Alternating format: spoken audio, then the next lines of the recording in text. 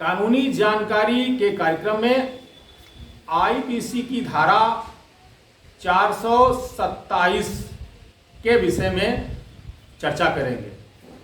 तो 427 देखिएगा। Mischief and thereby causing damage to the amount of 50 rupees or upwards, imprisonment for 2 years or fine or both, non-cognizable bailable। Wrist और तद द्वारा 50 रुपए या उससे अधिक रकम का भुगतान कारित करना। 2 वर्ष के लिए कारावास या जुर्माना या दोनों असंज्ञेय और जमानती अपराध है। तो रिस्ट का मतलब, रिस्ट को अंग्रेजी भाषा में मिसचीफ अर्थात नुकसान, हानि या क्षति कहा जाता है। तो 427 में 50 रुपया या 50 रुपए से अधिक का अगर हम किसी की संपत्ति से संबंधित अगर हम कोई नुकसान करते हैं तो 427 के अंतर्गत अपराध होगा, जिसमें 2 वर्ष की सजा है, साथ में फाइन है या फाइन है। जैसे कभी कभी देखा गया है कि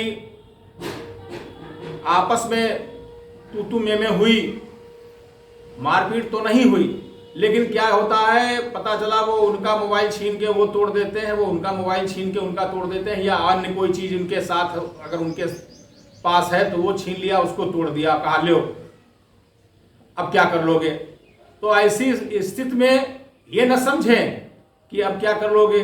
अगर मोबाइल आपने तोड़ा है और उसकी कीमत 50 रुपए या 50 रुपए से ऊपर 100 रुपया, 200 रुपया, 5,000, 10,000, 20,000, जो भी लाखों तक जो भी हो, अगर आपने तोड़ा है और जिसका तोड़ा गया है अगर वो चाहे तो आप पर कार्रवाई करा सकता है आईपीसी की धारा 427 के अंतर्गत। अमूमन यह देखा गया, अगर हम कोई वाहन लेके जा रहे हैं और हमने किसी के मकान के सामने ठोक दिया या उसका कोई छज्जा या कुछ वगैरह टूट गया और वह भी अगर 50 रुपए और 50 रुपए से अधिक का अगर नुकसान पाया जाता है तो ऐसी स्थिति में वह जिसका नुकसान हुआ वह नुकसान पहुंचाने वाले को ऊपर आईपीसी की धारा 427 के अंतर्गत वह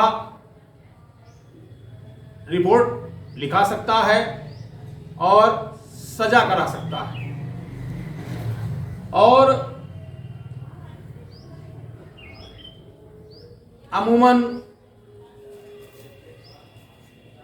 अपराध, बहुत से ऐसे अपराध हैं जिनको लोग करते हैं और साथ में ही उनकी संपत्ति का भी नुकसान कर देते हैं। तो ऐसी स्थिति में जो वो अपराध करते हैं वो तो उन पर धारा लगती है, साथ में क्या है, 50 या 50 रुपए से अधिक की संपत्ति का अगर नुकसान आपने किया है उन्हीं अपराधों के बीच में तो 427 भी उन पर लग जाती है।